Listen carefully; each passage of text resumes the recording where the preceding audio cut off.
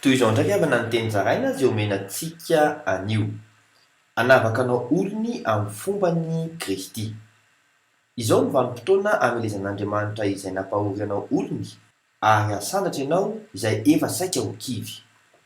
Araka ny voasoratra ao amin'izay fanitoko fahatelo andin'ny faha 9 amin'ny anaran'i Jesosy hoe indro asiako amin'izany andro izany izay rehetra mampahory anao, ovonjeko ny mandringa ary ovoriako ny noroahina. Eny ataoko filerana sy ho anarany ireny izay efa nitondra henatra tany amin'ny tany rehetra na any amin'ny tany rehetra izay efa nitondrany henatra. Mahery mantsy Kristy ao anatinao.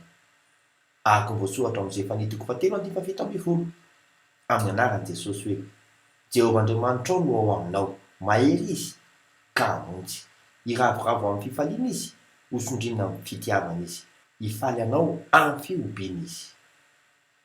Vavaka isika. Kristy io, mino aho fa hanafitra ianao sady hanokatra fiainam-baovao izay tsy takatry ny saiko. Amen. Mandra-piaona tompoko.